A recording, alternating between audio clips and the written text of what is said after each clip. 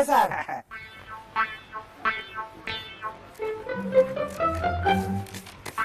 ఎంతసేపు రాస్తారయ్యా? అయిపోయింది సార్, అయిపోయింది సార్. అయిపోయింది సార్. 2 minutes. ఎంతసేపు రాస్తారయ్యా? నాది ముందు అయిపోయింది సార్. నాకెందుకు ఆ భాగ్యం? మీరే చదవండి. నాయుడు నువ్వు చెప్పు. పుష్కరాలకు 1500 కోట్లు కేటాయించాం సార్. శేఖర్ నువ్వు. పుష్కరాలకు 650 కోట్లు కేటాయించినాం సార్. 1000 కోట్లతో గోదావరి రేవులు శుభ్రం చేశాం సార్. 200 కోట్లతో దేశం మొత్తం తెలిసేలా ప్రచారం కూడా చేసినాం సార్ మేము. ఈ ఏడాదిలో విదేశీ యాత్రలు చేశాం.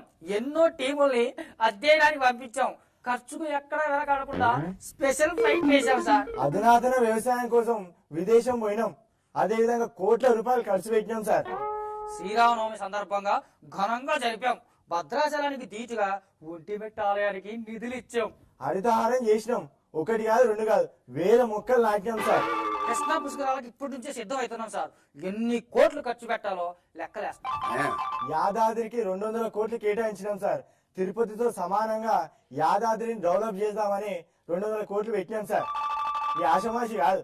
ఏడే, దేవుళ్ళకి గుళ్ళకి కాదయ్యా, జనాలకి ఏం చేశారో చెప్పండి. స్వచ్ఛ హైదరాబాద్ చేపట్టినాం. చెత్త చెదారం మొత్తం లేకుంటే చేసినాం. ఓహో. అమరావతికి ప్లాన్ వేయించాం సార్. ఆ. కొత్త పారిశ్రామిక విధానాన్ని మొదలు పెట్టినాం. సింగిల్ విండోలో అనుమతులు ఇస్తున్నాం సార్. విదేశీ పెట్టుబడులను ఆకర్షించాం.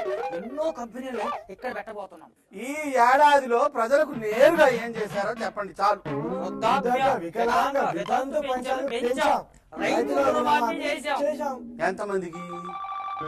విద్యార్థులకు ఏం చేశారు?